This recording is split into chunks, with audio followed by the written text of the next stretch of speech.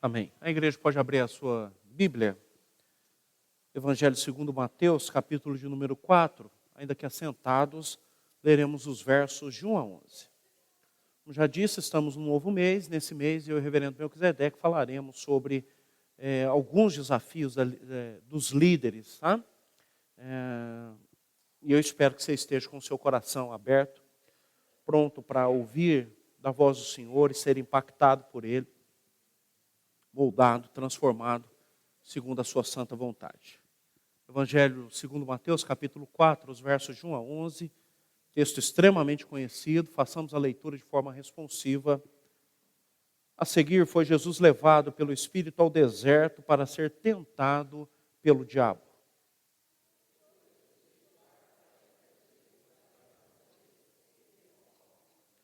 Então o tentador, aproximando-se, lhe disse: se és filho de Deus, manda que essas pedras se transformem em pães.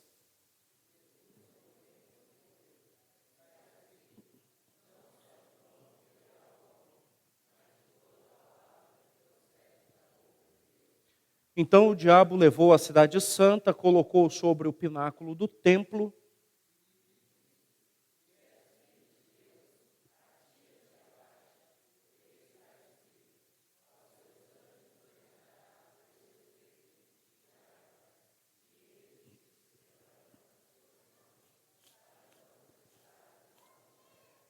Respondeu-lhe Jesus: também está escrito, não tentarás o Senhor teu Deus.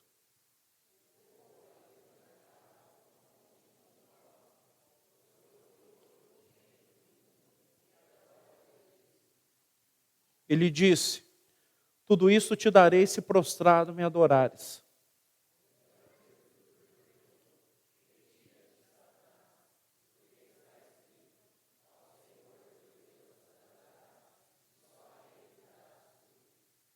Com isso deixou o diabo, e eis que vieram anjos e o serviram. Pai, fala aos nossos corações essa manhã. Ajuda-nos a ouvir a tua voz. Que a graça do Senhor esteja sobre nós. Que possamos cumprir com o nosso papel, entendendo quem somos, entendendo o que estamos fazendo aqui nesse mundo e cumprindo a vontade do Senhor. É o que nós pedimos no nome de Jesus. Amém. Qual o maior desafio de um líder?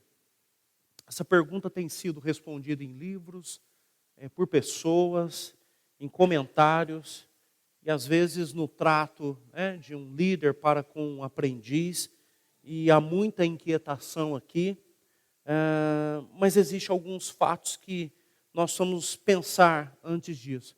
Existe um autor, ele é um psicólogo da Faculdade de Medicina de Harvard, chamado Steven Berglas.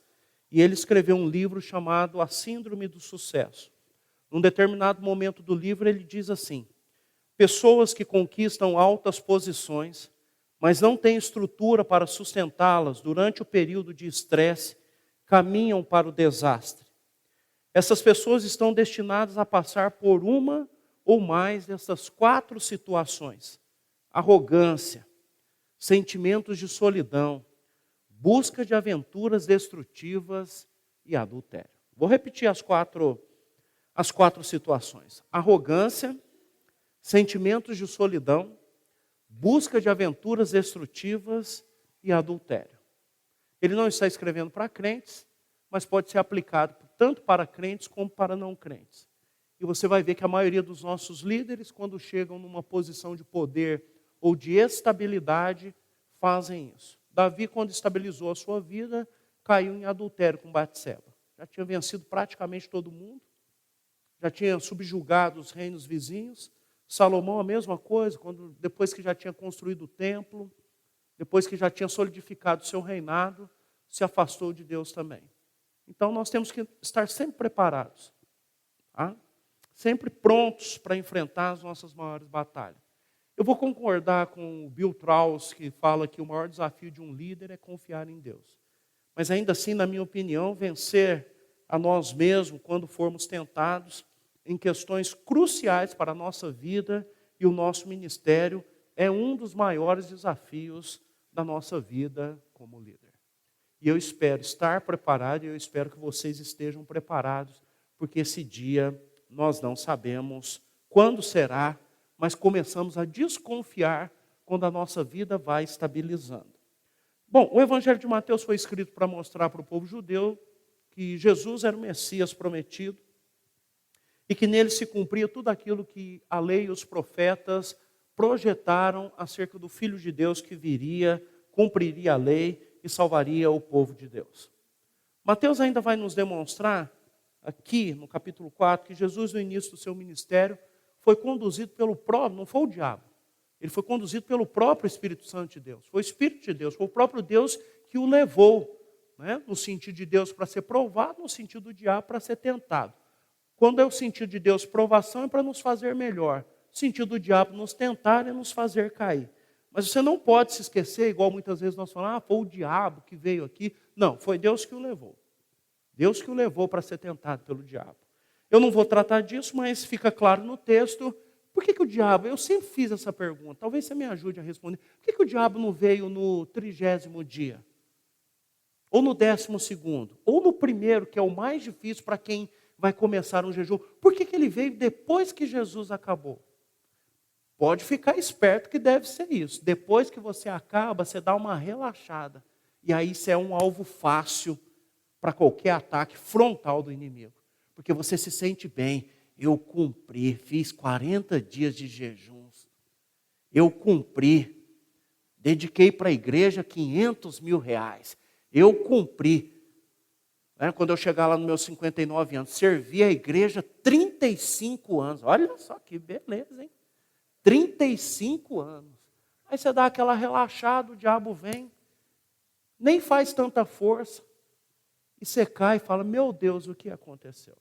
Por isso nós temos que aprender com o nosso Senhor e Salvador Jesus Cristo. Por isso nessa manhã, ainda que rapidamente, eu quero falar sobre 3 tentações que o líder precisa vencer com a ajuda de Deus, a fim de ser um líder aprovado por Deus. Lembrem-se, eu entendo que todo mundo que está aqui, independente da idade que você tem, é um líder. Tá? Líder não é aquele que foi eleito, aquele que ocupa uma posição. Todos nós somos chamados para liderar.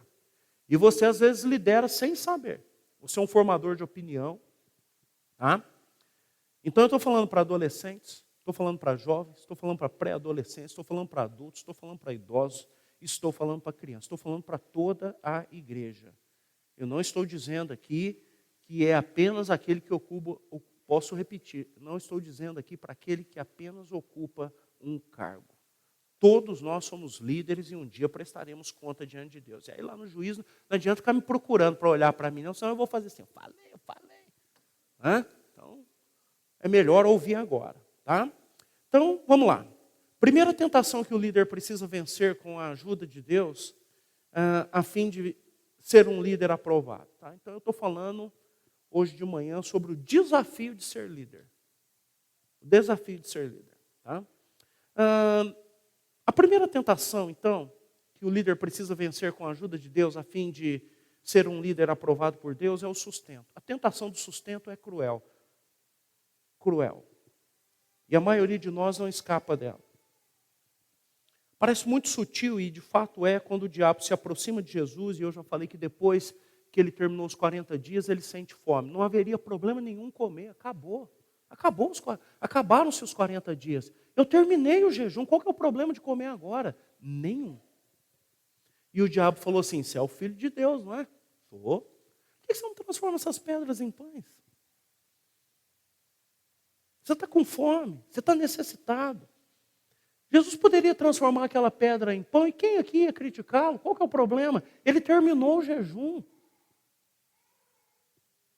Ele cumpriu o propósito de fazer os 40 dias e as 40 noites de jejum. Mas aí há uma sutileza que na maioria das vezes os líderes não percebem. Vejam a resposta de Jesus.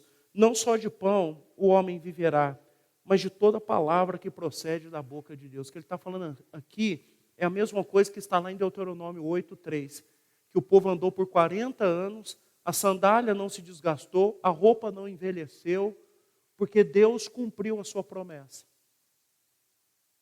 Pensou você usar a mesma roupa 40 anos, a mesma sandália, comer maná todo dia?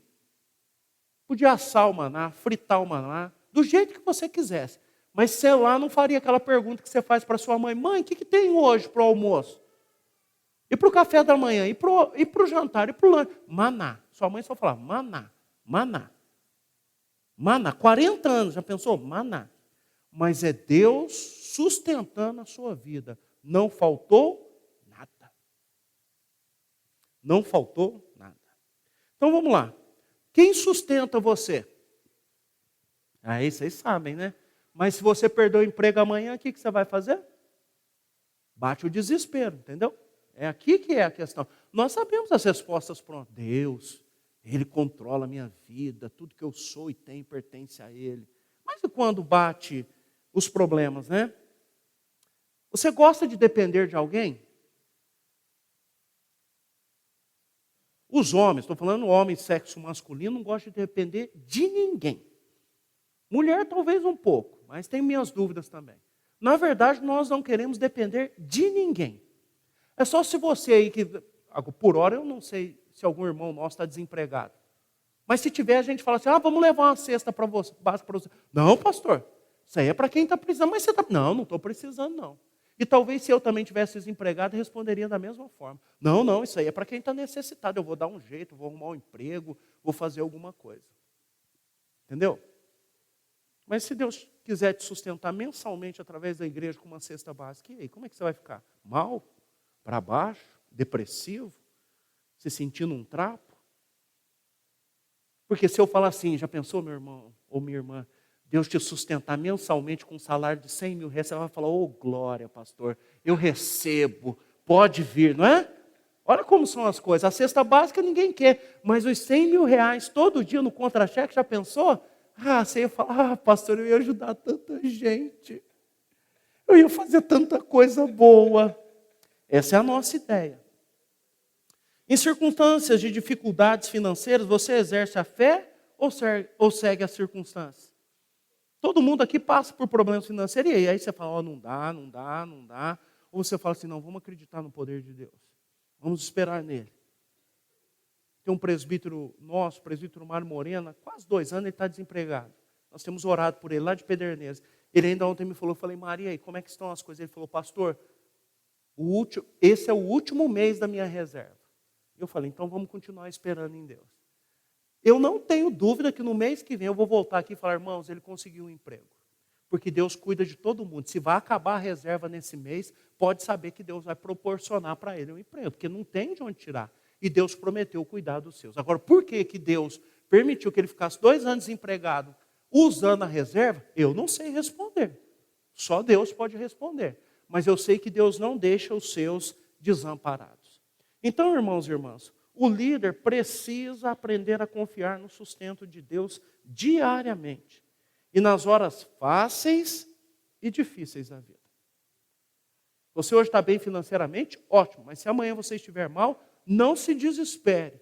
E é o que leva muito líder para o buraco. E você sabe como.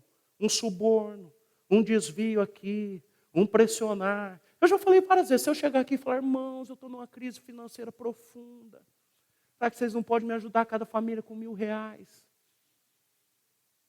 Os homens vão falar: não, acho que não precisa não. As mulheres vão falar: você dá um jeito aí de ajudar o pastor, ver o que você pode fazer. É ou não é? É ou não é verdade? É a mesma coisa, quando eu vou te visitar, sua mulher fala: compra um bolo de fubá. Você fala: né, bolo de fubá. A mulher fala: vai lá comprar o bolo de fubá, porque o pastor gosta de bolo de fubá. E aí você pega, vai e compra o bolo de fubá. Então não duvide do dinheiro que eu estou falando. Mas quem estaria errado? Eu estou usando da minha posição para me aproveitar das pessoas, e não foi isso que Deus disse. E não foi para isso que Deus me colocou como líder. E aí você sabe quantos líderes, eles chamam de lobby lá no mundo, né? Usam da sua liderança fazendo lobby, ganhando dinheiro por fora para acertar as coisas. Cuidado. A tentação do sustento, na minha opinião, é uma das que mais derrubam os líderes. Mais derrubam os líderes. Então vamos lá. O líder que não confia no sustento de Deus torna-se avarento e usa a sua posição para se auto-beneficiar. E isso, desde que o mundo é mundo, tem sido assim. Então, irmãos e irmãs, somos líderes. creia nas promessas de Deus. Estou passando por muita dificuldade financeira. Creia nas promessas de Deus. Deus sustentou o povo 40 anos no deserto, com a mesma roupa, com a mesma sandália e só com o maná. Se Ele quiser fazer isso com você, entenda que Ele está cuidando de você. Ele não é obrigado a cuidar de nós com filé mignon. Se Ele quiser fazê-lo, fará. Mas nós confiamos nas promessas de Deus. Por isso Jesus respondeu para o diabo: eu não preciso comer pão agora, porque eu confio nas promessas de Deus. E se você ler o texto de Marcos, fala que quando Jesus terminou, foi tentado pelo diabo, e diz o quê? Que os anjos o serviram. Então me faz pensar que por 10 ou 15 minutos ele poderia ter quebrado a vida dele, pecado como Adão, por não saber esperar. Lembra Saul, quando Samuel falou para ele: espera que eu vou chegar. Não esperou, aí ele mesmo sacrificou, não era função do rei. Aí chega Samuel e fala: mas você não chegou na hora certa, o povo estava indo embora. Não, eu cheguei na hora certa. O problema está no seu coração. O problema está no seu e no meu coração, como líderes, que não sabemos esperar no Senhor. E biblicamente falando, para aqueles que, e eu imagino, e não vou falar aqui publicamente, mas há alguns irmãos e irmãs da nossa igreja que foram chamados para ser ricos. Mas eles o serão depois dos 40 anos. Antes não. Antes faz igual jogador de futebol, só bobagem. Deus primeiro vai trabalhar a sua vida e depois vai cumprir isso. Tá? Segunda tentação que o líder precisa vencer com a ajuda de Deus, a fim de ser um líder aprovado por Deus, é a tentação do poder. Olha o que diz o verso 5 a 7. Não funcionou a do sustento, então o diabo levou a cidade santa, colocou sobre o pináculo do templo, e lhe disse: se és o filho de Deus, atira-te daqui abaixo, porque está escrito. E está mesmo escrito lá no Salmo de número 91, tá? Aos seus anjos ordenará a teu respeito que te guardem, e eles te susterão nas suas mãos para não tropeçares em alguma pedra. Respondeu-lhe Jesus: também está escrito: não tentarás o Senhor teu Deus. O que é isso? Não tem esse prédio bonitão do Lumina aqui? Eu subo lá no terraço. Mando juntar a cidade de Bauru e falo assim: vou pular. Mas fiquem tranquilos. Vou ser amparado e vou chegar aí no chão tranquilinho. Nossa, vai juntar a cidade inteira lá. E se acontecer mesmo, as pessoas vão falar: nossa, mas que homem poderoso, você viu? Ele é assim com Deus, porque ele pulou de lá, fez melhor que o Velozes e Furiosos e não aconteceu nada com ele. Caiu intacto. Essa é a tentação de todo líder. Por isso, perguntas importantes sobre poder precisam ser feitas, e eu já li nessa manhã o Salmo 131, que é a oração de Davi, e já preguei aqui há um tempo atrás, que deve ser a oração do líder. De onde vem o seu poder? Da riqueza? Da sua formação? Das suas experiências? Do seu sucesso? Para que você quer ser poderoso? Você já parou para pensar nisso? Por que você quer ser poderoso? Será que de fato é para ajudar as pessoas? Será que de fato é para servir? O seu poder vem de Deus? Antes que você responder sim ou não, e eu espero que você responda sim, então você está habilitado para amar, servir, perdoar. Essa ninguém gosta, mas é fundamental. Sofrer e outras características que as Escrituras falam. O verdadeiro líder, ou melhor dizendo, o verdadeiro poder do líder vem de Deus e não de sua formação ou de suas realizações. Eu ainda acho muito estranho, ainda que se tornou uma prática de todas as denominações, mas eu estou falando da nossa. Por exemplo, eu só mudei de uma igreja para cá. E quando vim para cá não me pediram isso. Quando fala assim, reverendo Melquisedeque, manda o seu currículo. Que currículo o pastor tem? Me explica, que currículo eu tenho? Se tudo que acontece na igreja é pela graça de Deus, eu vou falar assim: eu fiz isso, eu fiz a igreja crescer, eu vou falar o que no meu currículo? A única coisa que eu posso falar no meu currículo é o seguinte: eu sou um servo de Deus. Eu vou falar porque eu fiz um mestrado, não fiz, tá? Um mestrado, um doutorado, ou então, aí eu fiz uma especialização em missiologia, que é isso que me credencia a ser pastor? Não é. Nas empresas de vocês, currículo é uma coisa normal, é preciso currículo. Mas na igreja, pedir um currículo para um pastor, vocês eram para perguntar: pastor, o senhor lê a Bíblia? O senhor ora? Como é que o senhor é quando o pecado acontece? O senhor trata como? Essas perguntas deveriam ser feitas, mas hoje a pessoa fala, manda o seu currículo. Então, se você estudasse em Harvard, era só colocar Harvard, não é? Aí pronto. Traz ele porque ele é bom. E quantas igrejas que escolhem pastores por currículo estão muito mal? Porque em momento algum das escrituras Deus falou, eu vou chamar, vou escolher e usar um pastor pelo seu currículo. Ele falou, eu vou chamar, vou escolher e vou usar um pastor pelo seu caráter. E quanto mais ele depender e confiar em mim, mais usado ele será. E aí você pode ler a Bíblia de Gênesis a Apocalipse, os 2000 anos de história da igreja, você vai ver que quanto mais dedicado o homem ou a mulher foi ao Senhor, mais usado ele foi. Então, meus irmãos e irmãs, aqui o que eu quero dizer é o seguinte, fuja do espetáculo.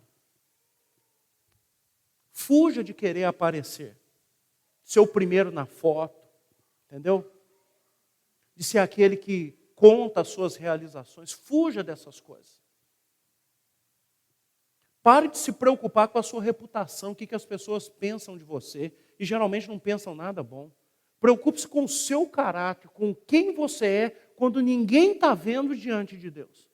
Porque é muito fácil chegar aqui em 1 hora e meia, ou 2 horas e meia, e disfarçar. Mas Deus conhece o nosso caráter. Deus conhece as nossas motivações. E é isso que interessa. Lembre-se que Deus não vai nos cobrar no último dia pelos resultados. Não diz em lugar nenhum da Bíblia que Deus vai cobrar por resultado, mas vai cobrar por obediência. Você foi fiel com os dons, talentos, posição e o lugar onde... Deus, eu fiquei meio magoado porque eu queria trabalhar numa igreja grandona, trabalhei numa pequena. Deus, eu queria ser um pastor famoso e eu não fui nem conhecido na cidade onde eu trabalhei, por isso eu não fiz muita coisa. Deus vai nos cobrar pela nossa fidelidade. Deus, eu fui fiel com aquilo que o Senhor colocou nas minhas mãos. Nós todos que estamos aqui, que somos líderes, independente da idade, lembre-se disso. O verdadeiro poder vem de Deus, não de qualquer outra coisa. Pare de querer dar espetáculo, de ser espetaculoso ou o que quer que seja. Pare de se preocupar com a sua reputação, o que as pessoas pensam de você. Mas seja o mais honesto e verdadeiro na presença de Deus e das pessoas. E as pessoas vão olhar para você e vão falar, não, esse homem, essa mulher, esse jovem, esse adolescente, essa criança, de fato teme a Deus e anda nos seus caminhos. Terceira e última tentação que o líder precisa vencer com a ajuda de Deus, a fim de ser um líder aprovado por Deus, a tentação da adoração. Verso 8 a 10, o diabo não é bobo não. Como já disse, ele usou o Salmo 91, certinho. Mas ele estava induzindo Jesus a uma tentação. Jesus falou, não tentarás o Senhor teu Deus. Não queira provar a Deus. Deus aceita ser provado numa única questão, que é financeira e que ele colocou. De falar assim, falando para o povo de Israel, se você der a 10ª parte de tudo que eu te dou, eu vou te abençoar. Mas não diz que você vai ficar rico, que essa é a bênção. Diz que ele vai cuidar de você. Verso 8 a 10 diz assim, levou ainda o diabo a um monte muito alto, ele lhe mostrou todos os reinos do mundo e a glória deles. Ele disse, tudo isso te darei se prostrado me adorares. Então Jesus ordenou, retira-te, Satanás, porque está escrito, ao Senhor teu Deus adorarás e só a Ele darás culto. Poderia citar aqui Alexandre o Grande, Hitler, algum dos Césares, ou Faraó, ou até mesmo Nabucodonosor. Homens que intentaram dominar o mundo, alguns conseguiram. Mas o fim da história deles, aparentemente, extremamente complicado por causa das suas escolhas. Escolhas pecaminosas de dominar as pessoas para o seu bel prazer. Por isso a pergunta é sempre fundamental. A quem pertence verdadeiramente o seu coração? A Deus, que é o Criador, ou a quaisquer outras criaturas? Deus não divide a sua glória. Nós estamos cansados de ser informados isso pela Escritura. Então nós temos que ir para casa e reavaliar sempre, à luz das Escrituras, se o nosso coração de fato pertence a Deus. E deveria pertencer. Quanto tempo da sua vida você investe para Deus? Pastor, é porque eu trabalho, eu tenho que cuidar da minha saúde. Não, não é isso que eu estou falando. Você pode investir 24 horas do seu dia trabalhando, fazendo o seu lazer para Deus. Você sabe muito bem. Cuidando do seu pensar, do seu agir, do seu falar. Se você é um trabalhador fazendo sempre o melhor, mas eu ganho pouco. Se você acha que você ganha pouco, fala com o seu patrão. Quem é seu patrão? Deus. O problema nosso é que a gente fala com o patrão errado. Você acha que o seu patrão é o dono da empresa. Não, o seu patrão é Deus. Entendeu? Você pede aumento para a pessoa errada. E a Bíblia diz que se você ganhar pouco e tiver em necessidade, Deus realmente vai te abençoar. E você vai ter aquilo que é necessário. O que está escravizando o seu coração? E hoje tem tanta coisa para escravizar. Então vamos lá. O líder que adora a Deus é revestido de confiança, humildade e poder para fazer a vontade de Deus. Esse é o bom líder. Esse é o líder exemplar. O líder que deixa de adorar a Deus e adora a criatura está fadado ao fracasso. E levará os seus liderados junto com ele. Então, se você tem um líder que você percebe claramente que não teme, não adora a Deus, pula fora o quanto antes. Senão, você vai para o buraco com ele. E aí aqui fica para nós que somos já líderes em posições oficiais, seja da igreja, de qualquer lugar, que nós seremos responsabilizados pelo fracasso dos nossos liderados. Porque Deus, quando puniu o povo de Israel, falou que era por culpa do rei. O povo iria para o cativeiro por causa de Manassés. O povo ouviu Manassés e foi para o buraco junto com ele. Cuidado. Precisamos pensar nisso à luz das Escrituras. Então lembre-se disso, só Deus deve ser adorado. O diabo mostrou para Jesus toda a glória desse mundo. Tem gente com a glória da cidade já fica encantado. Imagine do mundo. E Jesus falou, só Deus é digno de ser adorado. E só Ele eu vou ser adorado. E você sabe que Jesus viveu como um homem pobre, sustentado por mulheres, segundo Lucas 8:1. Mas jamais lhe faltou nada. E Ele cumpriu a sua missão. Hoje Ele está à destra de Deus. De onde nós esperamos que muito em breve Ele voltará. Então só Deus é digno de ser adorado. Eu quero concluir afirmando que um dos maiores desafios que enfrentamos é o desafio de sermos líderes. E que as tentações que nós, como líderes, precisamos vencer, com a ajuda de Deus, a fim de sermos líderes aprovados por Deus, são essas. Sustento. Vamos lá. Confie nas promessas de Deus e não nas circunstâncias. E geralmente as nossas circunstâncias são bem ruins. Poder.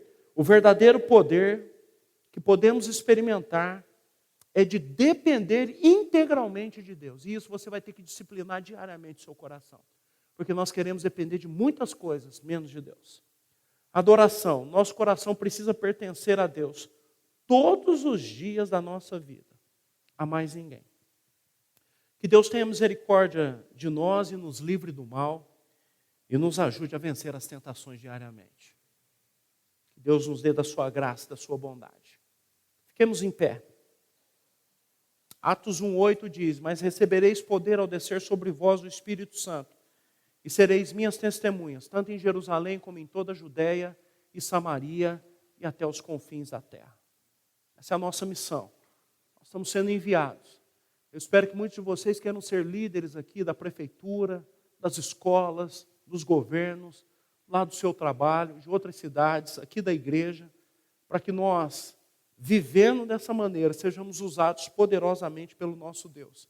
Possamos cumprir a sua vontade, de forma que muito em breve Ele volte e consume todas as coisas. Enquanto Ele não volta, que pelo poder do Evangelho, a nossa cidade, nosso estado, o nosso país, o mundo que nós vivemos, seja transformado pelo poder do Evangelho.